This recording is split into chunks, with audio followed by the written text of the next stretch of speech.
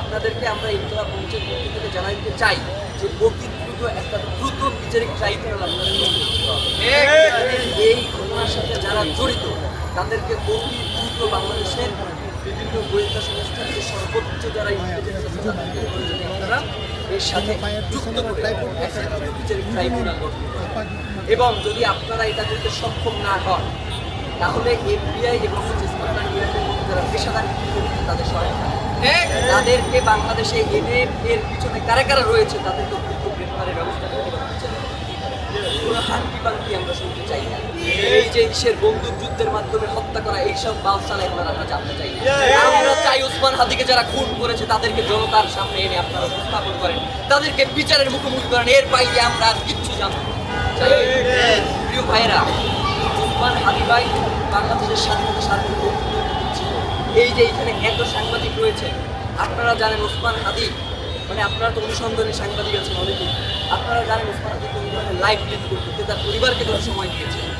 সে আজীবন এই শাহবাগের রাস্তায় পড়ে রয়েছে এই জুলাই পরবর্তী সময় থেকে যে বাংলাদেশের স্বাধীনতা সার্বভৌম কীভাবে টিকিয়ে রাখা যায়, কীভাবে জুলাইকে বাঁচিয়ে রাখা যায়, কীভাবে এই সরকার নির্দেশিত রাখা যায়, কিন্তু এই তিনটার একটাও আপনারা করতে সক্ষম না। আমরা বলতে চাই যে দ্রুত আপনারা একটা বিচারিক ট্রাইব্যুনাল গঠন করেন এবং সেক্ষেত্রে আপনারা এফবিআই এবং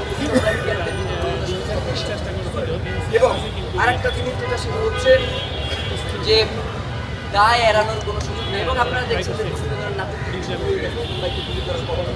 বিভিন্ন জায়গায় আমরা স্যাবলিতে ঘটনা শুনতে পাচ্ছি। ভাইয়ের একটা জিনিস বলতে এমনই একজন ব্যক্তি তো বাংলাদেশেও যদি অস্থির হয়ে যায় ওসমান হাদিকে আপনারা সেখান থেকে আলাদা করতে পারবেন না। ওসমান হাদি হচ্ছে আলাদা একটা সত্তা যে সবার সামনে বলেছেন নজরুল যে উঠিয়াছি আমি একা চির ঈশ্বর সুবিধার্থী। ওসমান হাদি হচ্ছে সেই বিশ্বের ঈশ্বর যে একা দাঁড়িয়ে থাকে, তার আর কোনো কিছুতেই তাকে আড়াল করা যায় না। যত ঘটনাই আপনারা সামনে আনেন না কেন ওসমান হাদিকে আপনারা আড়াল করতে পারবেন না। তার এই খুনের বিচার আপনাদেরকে নিশ্চিত করতেই হবে।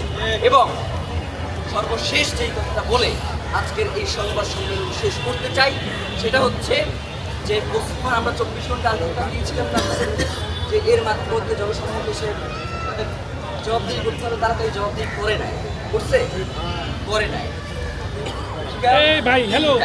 দুপুর 3টায় আমরা একটা বিক্ষোভ মিছিল ওই বিক্ষোভ মিছিল পরবর্তী সময়ে আমরা কর্মসূচি ঘোষণা করব যে এই সরকারের সঙ্গে আমরা রয়েছি নাকি এই সরকার নাম